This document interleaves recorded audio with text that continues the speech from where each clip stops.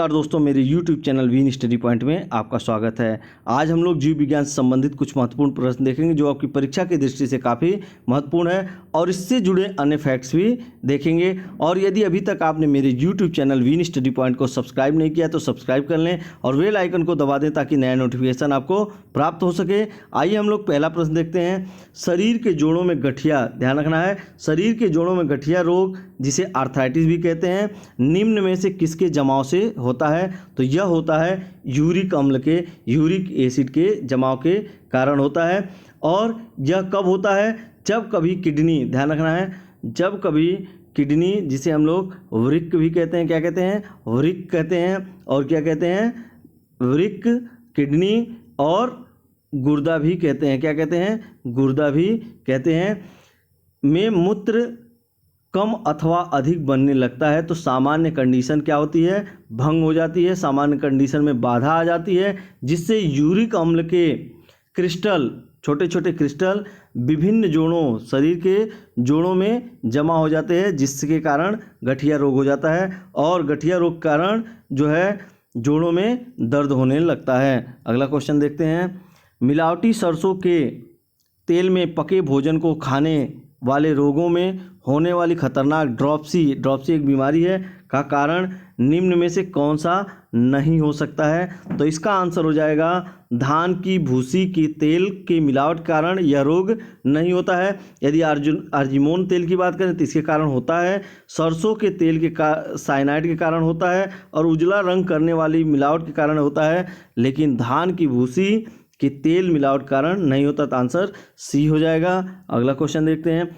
Alcohol के निराविशन के लिए निम्नलिखित मानव अंगों में से कौन उत्तरदायी है? तो इसका उत्तरदायी कौन सा है? यकृत है। यकृत को हम लोग क्या कहते हैं? लीवर भी कहते हैं। क्या कहते हैं? लीवर कहते हैं। और लीवर और क्या कहते हैं? जिगर भी कहते हैं। तो यह जो है लीवर क्या करता है इस बीमारी में? लीवर क्या करता है? यह एल्कोहल में मौजूद जटिल रासायनिक अभिक्रिया के माध्यम से हानिकारक तत्वों का निरावशन करता है, यानी कि इसके विष को क्या करता है? कम करता है। ठीक है, अगला क्वेश्चन देखते हैं। मलेरिया से प्रभावित होने वाला अंग है, मलेरिया से प्रभावित होने वाला अंग है, तो यह कौन सा अंग है? स्प्लीन है। और स्प्लीन को प्लीहा कहते हैं और तिल्ली भी कहते हैं। तो इसका आंसर प्लीहा या तिल्ली हो जाएगा, या क्या कहते हैं? स्प्लीन भी कहते हैं। और इस बीमारी में स्प्लीन या प्लीहा का आकार क्या होता है? बढ़ जाता है, आकार बढ़ जाता है। और यदि बात करें मलेरिया की, तो मलेरिया प्लाज्मोडियम के कारण होता है। किसके कारण होता है? प्लाज्मोडियम के कारण होता है, ध्यान रखना है। और प्लाज्मोडियम क्या है? एक प्रोटोजोआ है, ध्यान रखना, क्या है? प्रोटोजोआ है। यदि प्लाज्मोडियम के वाहक की बात करें तो वाहक है मादा एनाफिलीज, मादा एनाफिलीज है। मादा एनाफिलीज जो है वाहक है। और मादा एनाफिलीज क्या है? एक मच्छर है। यह मच्छर जो है मलेरिया के प्लाज्मोडियम का वाहक है। यदि बात करें मलेरिया के उपचार की, ठीक है, मलेरिया के उपचार की बात करें तो एटाब्रीन, ध्यान रखना, क्या? एटाब्रीन, क्लोरोक्वीन, ध्यान रखना, क्या? क्लोरोक्वीन, कामाक्वीन, ध्यान रखना है, कामाक्वीन आदि औषधियाँ इस बीमारी में दी जाती हैं। यदि अगला क्वेश्चन देखें। प्लाज्मोडियम परजीवी की वाहक है, ध्यान रखना, क्या है? प्लाज्मोडियम परजीवी की वाहक पूछा गया है।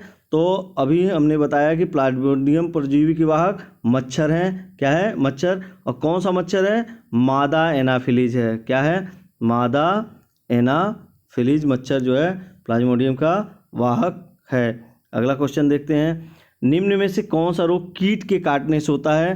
तो ध्यान रखना है, कौन सा रोग कीट के काटने से होता है? तो डेंगू कीट के काटने से होता है, ध्यान रखना है।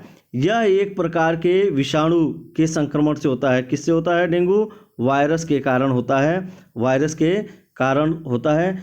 और यह जो है क्यूलेक्स, ध्यान रखना है, इस वायरस को क्यूलेक्स फैटिगेंस और एडिस एजिप्टाई द्वारा नामक मच्छर द्वारा, ये क्या है, मच्छर है, नामक मच्छर द्वारा फैलाया जाता है। और इस रोग को हड्डी तोड़ बुखार भी कहते हैं। क्या कहते हैं, हड्डी तोड़ बुखार भी कहते हैं, हड्डी तोड़ बुखार भी कहते हैं। अच्छा, ऑप्शन में स्कर्वी है तो विटामिन सी की कमी के कारण होता है। यदि बात करें निमोनिया की तो डिप्लोकोकस निमोनी एक जीवाणु के कारण होता है। और दमा की बात करें तो एलर्जी के कारण होता है, एलर्जी के कारण दमा होता है। अगला क्वेश्चन देखते हैं।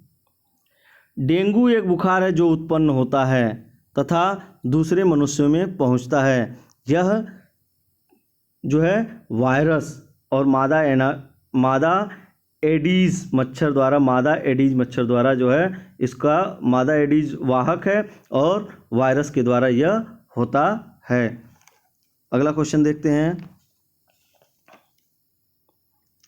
डेंगू बुखार में मानव शरीर में निम्न में से किसकी कमी हो जाती है? तो मानव शरीर में किसकी कमी हो जाती है? प्लेटलेट्स की कमी हो जाती है। डेंगू बुखार में पीड़ित रोगी के रक्त में प्लेटलेट्स की कमी हो जाती है, प्लेटलेट्स की कमी हो जाती है। प्लेटलेट्स की संख्या ध्यान रखना है, संख्या में कमी आ जाती है। अगला क्वेश्चन देखते हैं। पीला बुखार निम्नलिखित के द्वारा फैलता है। तो फैलता किसके द्वारा है? वायु द्वारा नहीं फैलता है, जल द्वारा नहीं फैलता है, घरेलू मक्खी द्वारा नहीं फैलता है। तो ये फैलता है क्या है? तो आंसर हो जाएगा उपर्युक्त में से कोई नहीं। तो ध्यान रखना है, पीला बुखार जिसे हम लोग पीत ज्वर कहते हैं, क्या कहते हैं? पीत ज्वर कहते हैं, जिसे येलो फीवर भी कहते हैं। क्या कहते हैं? येलो फीवर भी कहते हैं। यह एक संक्रामक रोग है। कैसा रोग है? संक्रामक रोग है। और इस रोग, ध्यान रखना है, इस रोग का कारक एक सूक्ष्म वायरस होता है, ठीक है ना, एक सूक्ष्म वायरस है जो एडीज एजिप्टाई मच्छर द्वारा, ध्यान रखना क्या है, एडीज एजिप्टाई मच्छर द्वारा फैलता है। अगला क्वेश्चन देखते हैं। उस वैज्ञानिक का नाम बताइए जिसने यह खोज की थी कि मलेरिया प्लाज्मोडियम, ध्यान रखना है, मलेरिया प्लाज्मोडियम नामक परजीवी से होता है। तो यह बताया था सर डोनाल्ड रॉस ने। ध्यान रखना है, कौन? सर डोनाल्ड रॉस ने यह पता लगाया था कि मलेरिया प्लाज्मोडियम नामक एक कोशिकीय प्रोटोजोआ से होता है, ठीक है ना। क्या है यह? प्रोटोजोआ है। क्या है? प्रोटोजोआ है द्वारा होता है। और तथा प्लाज्मोडियम के वाहक का कार्य मादा एनाफिलीज, ध्यान रखना है, मादा एनाफिलीज मच्छर जो है इसका वाहक है, जिसे देखिए, जिसके लिए सर डोनाल्ड रॉस को 1902 में नोबेल पुरस्कार दिया गया था। क्या दिया गया था? नोबेल पुरस्कार जो है 1902 में दिया गया था। और बात करें इसकी तो प्लाज्मोडियम जो है लाल रुधिराणुओं आरबीसी तथा जिगर लीवर सेल का अंतःपरजीवी जंतु है। और बात करें प्लाज्मोडियम की तो प्लाज्मोडियम एक डाइजेनेटिक, ध्यान रखना क्या है, डाइजेनेटिक जंतु है जिसका वाहक मादा एनाफिलीज है, मच्छर है, पहले भी देख चुके हैं हम लोग। इसमें देखिए अगला क्वेश्चन, निम्न में से कौन सा रोग प्रोटोजोआ द्वारा होता है? तो यह कौन सा रोग है? मलेरिया। कौन सा रोग? मलेरिया जो है प्रोटोजोआ द्वारा होता है, मलेरिया प्रोटोजोआ द्वारा होता है। अगला क्वेश्चन देखते हैं। मलेरिया के संबंध में कौन सा कथन सत्य नहीं है? ध्यान रखना, कौन सा नहीं है? तो यह परोपजीवी कीट द्वारा पैदा की जाने वाली बीमारी है। यह कथन सही नहीं है। तो आंसर कौन सा हो जाएगा? ये हो जाएगा। यह मच्छरों द्वारा फैलाई जाती है, सही है। यह दलदली क्षेत्रों में अधिकतर होती है, सही है। इसके इलाज में क्लोरोक्विन का उपयोग किया जाता है, ध्यान रखना है, क्लोरोक्विन का उपयोग किया जाता है। तो ये ध्यान रखना है कि प्लाज्मोडियम एक डाइजेनेटिक जंतु है जिसका वाहक क्या है? मादा एनाफिलीज है। और क्लोरोक्विन जो है सिनकोना नामक छाल से, सिनकोना पौधे की छाल से प्राप्त की जाती है क्लोरोक्विन। अगला क्वेश्चन देखते हैं। भारत में मलेरिया के 65% रोगियों के लिए निम्न में से कौन परजीवी उत्तरदायी है? तो यह कौन सा है? Plasmodium vivax. ध्यान रखना क्या है? प्लाज्मोडियम वाइवेक्स है, पी वाइवेक्स है। अगला क्वेश्चन देखते हैं, निम्न रोगों में कौन टाइगर मच्छरों द्वारा संचालित नहीं होता है? निम्न रोगों में से कौन सा टाइगर मच्छरों द्वारा संचालित नहीं होता है? तो ध्यान रखना है कि जापानी इंसेफेलाइटिस नहीं होता है टाइगर मच्छर द्वारा। तो टाइगर मच्छर है कौन? ध्यान रखना है, टाइगर मच्छर है कौन? तो एडीज, टाइगर मच्छर का नाम है एडीज एल्बोपिक्टस। ध्यान रखना क्या? एडीज एल्बोपिक्टस, एडीज एल्बोपिक्टस, जिसे टाइगर मच्छर के नाम से भी जाना जाता है। यह पीत ज्वर, डेंगू ज्वर, चिकनगुनिया तथा सेंट लुई इंसेफेलाइटिस जैसे कारक विषाणुओं का वाहक होता है। यदि बात करें जापानी इंसेफेलाइटिस की, तो जापानी इंसेफेलाइटिस रोग का कारक फ्लेवी, ध्यान रखना क्या? फ्लेवी विराइडी कुल का एक वायरस है, कुल का वायरस है। और इस विषाणु का वाहक जो है सिर्फ और सिर्फ क्यूलेक्स प्रजाति का, ध्यान रखना है, क्यूलेक्स प्रजाति के मच्छर, क्यूलेक्स ट्रिटियोरिंकस और क्यूलेक्स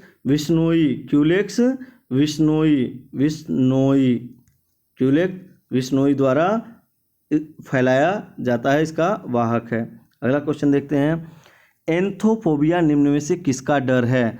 तो एंथोफोबिया, ध्यान रखना है, एंथोस मीन्स ये दो शब्दों से मिलकर बना है, एंथोस, और एंथोस का मतलब होता है पुष्प, और फोबिया, फोबोस का मतलब होता है डर, डर होता है, डर। फोबास का मतलब क्या होता है? डर होता है। तो फूलों से डरना क्या कहलाता है? एंथोफोबिया। तो आंसर क्या हो जाएगा? सी हो जाएगा। अगला क्वेश्चन है कि हाइड्रोफोबिया किसके द्वारा होता है? ध्यान रखना है, हाइड्रोफोबिया किसके द्वारा होता है? हाइड्रोफोबिया किसके द्वारा होता है? तो यह होता है विषाणु के द्वारा। किसके द्वारा होता है? विषाणु के द्वारा होता है। और हाइड्रोफोबिया में क्या होता है? पानी से डरना, पानी से डर लगता है, इसमें पानी से डरने की प्रक्रिया को हाइड्रोफोबिया कहा जाता है। और हाइड्रोफोबिया रेबीज का पुराना नाम है, ध्यान रखना है, रेबीज का पुराना नाम क्या कहलाता है? हाइड्रोफोबिया है। और रेबीज विषाणु क्या करता है? रेबीज विषाणु जो है सेंट्रल नर्वस सिस्टम, ध्यान रखना क्या है? सेंट्रल नर्वस सिस्टम को प्रभावित करता है, जिसे केंद्रीय नाड़ी तंत्र भी कहते हैं, केंद्रीय नाड़ी तंत्र भी कहते हैं। अगला क्वेश्चन देखते हैं, मस्तिष्क तथा मेरुरज्जु पर चढ़ी झिल्ली में सूजन आ जाने से होने वाला रोग है, कौन सा है भैया? यह है मेनिंजाइटिस। कौन सा रोग? मेनिंजाइटिस। तो मेनिंजाइटिस वायरस, बैक्टीरिया तथा अन्य माइक्रो ऑर्गेनिज्म के संक्रमण से मस्तिष्क तथा मेरुरज्जु पर चढ़ी झिल्ली में सूजन आ जाने से होने वाला रोग है, ध्यान रखना है, ठीक है। अगला क्वेश्चन देखते हैं, सिलिकोसिस एक है, तो सिलिकोसिस क्या है? यह एक फेफड़े संबंधी बीमारी है। कैसी बीमारी है? सिलिकोसिस फेफड़े संबंधी रोग है। और धूल कणों में उपस्थित सिलिका, जिसे बालू कहते हैं, धूल कणों में उपस्थित बालू या सिलिका श्वसन के द्वारा मनुष्य में फेफड़े में पहुंच जाता है। सिलिका के नियमित रूप से फेफड़े में पहुंचने से यह रोग हो जाता है। लगातार अगर फेफड़े में पहुंचता है बालू, सिलिका, तो यह रोग हो जाता है। अगला क्वेश्चन देखते हैं, किस तत्व की कमी से घेंघा रोग होता है? ठीक है ना। तो घेंघा रोग में क्या होता है? गले में सूजन आ जाता है, ठीक है, गला मोटा हो जाता है और गले में सूजन आ जाता है। तो यह होता है आयोडीन की कमी के कारण। किसके कारण होता है? आयोडीन की कमी के कारण। और इस बीमारी में थायराइड ग्लैंड प्रभावित होती है। कौन सी ग्लैंड प्रभावित होती है? तो थायराइड ग्लैंड प्रभावित होती है घेंघा में। अगला क्वेश्चन देखते हैं, आयोडीन, देखिए दोबारा वही क्वेश्चन है लेकिन दूसरे तरीके से पूछा गया। आयोडीन उन बीमार व्यक्तियों को दी जाती है जो पीड़ित होते हैं किससे? घेंघा से। आयोडीन उनको दिया जाता है जो घेंघा से पीड़ित होते हैं। अगला क्वेश्चन देखते हैं। उन देशों में जहां लोगों का मुख्य खाद्यान्न पॉलिश किया हुआ चावल है, लोग पीड़ित हैं। किससे पीड़ित हैं? तो ये लोग बेरी बेरी से पीड़ित हैं। तो बेरी बेरी की बात की जाए तो बेरी बेरी विटामिन B1 की कमी के कारण होता है, जिसे थायमीन कहते हैं। क्या कहते हैं? थायमीन कहते हैं, थायमीन कहते हैं। ठीक है, विटामिन B1 का रासायनिक नाम पूछा जाए तो थायमीन इसका रासायनिक नाम है। और बेरी बेरी में तंत्रिका तंत्र प्रभावित होता है, ध्यान रखना है, तंत्रिका नर्वस सिस्टम प्रभावित होता है बेरी बेरी में। और पॉलिश किए हुए चावल में, ध्यान रखना है, पॉलिश किए हुए चावल में थायमीन जो होती है, थायमीन अल्प मात्रा में होती है, कम मात्रा में पाई जाती है। ठीक है, कम मात्रा में पाई जाती है, जिसके कारण कौन सा रोग हो जाता है? ऐसे जगह बेरी बेरी रोग हो जाता है। अगला क्वेश्चन देखते हैं। बीमारी पता करने के यंत्र MRI का मतलब है। MRI का क्या मतलब है? तो मैग्नेटिक, ध्यान रखना है, मैग्नेटिक रेजोनेंस इमेज कहते हैं। MRI को मैग्नेटिक रेजोनेंस इमेजिंग कहते हैं। और हिंदी में बात की जाए तो चुंबकीय रेजोनेंस चित्रीकरण, तो आंसर क्या हो जाएगा? C हो जाएगा। तो ध्यान रखना क्या है, इस तकनीक में चुंबकीय क्षेत्र और रेडियो तरंगों का प्रयोग कर शरीर के भीतरी अंग की तस्वीर ली जाती है। अगला क्वेश्चन देखते हैं। BMD परीक्षण किया जाता है। तो BMD परीक्षण किया जाता है पहचान करने के लिए। तो किसकी पहचान करने के लिए? ऑस्टियोपोरोसिस की। और ऑस्टियोपोरोसिस क्या है? हड्डी का एक रोग है, जिसके कारण क्या, ऑस्टियोपोरोसिस के कारण हड्डी क्या होती है? कमज़ोर हो जाती है। क्या होती है? कमज़ोर हो जाती है। हड्डियों में छिद्र हो जाते हैं, पोर्स हो जाते हैं। यदि बात करें BMD की, तो BMD का फुल फॉर्म होता है bone mineral density. Bone mineral density. ठीक है, बोन मिनरल डेंसिटी इसका फुल फॉर्म है, जो BMD परीक्षण ऑस्टियोपोरोसिस रोग की पहचान के लिए किया जाता है, जो हड्डी का एक रोग है, ये ध्यान रखना है। अगला क्वेश्चन देखते हैं। भोजन विषाक्तता, भोजन विषाक्त हो जाए का कारण होता है। तो यह कारण होता है, एक बैक्टीरिया है साल्मोनेला बैसिलाई। ध्यान रखना क्या है? भोजन विषाक्तता, जिसे बाटुलिज्म भी कहते हैं, साल्मोनेला बैसिलाई नामक जीवाणु के कारण होता है। इटाई रोग, ध्यान रखना है, इटाई रोग किसके दीर्घकालीन, दीर्घकालीन का मतलब बहुत ज़्यादा समय तक, दीर्घकालीन विषाक्तन यानी कि बहुत ज़्यादा दिन तक इसके संपर्क में रहने के, इटाई रोग किसकी दीर्घकालीन विषाक्तन से होता है? तो यह है कैडमियम, जिसे कहते हैं CD, कैडमियम। ठीक है ना। तो यदि कोई मनुष्य कैडमियम की ज़्यादा दिन तक संपर्क में है और उसकी अधिकता के कारण यह रोग हो जाता है, इटाई रोग हो जाता है। और यदि यह वीडियो आपको पसंद आया है तो इसे लाइक करें, शेयर करें और मेरे YouTube channel win study point को सब्सक्राइब करें और बेल आइकन को दबाएं ताकि नया नोटिफिकेशन आपको प्राप्त हो सके। धन्यवाद।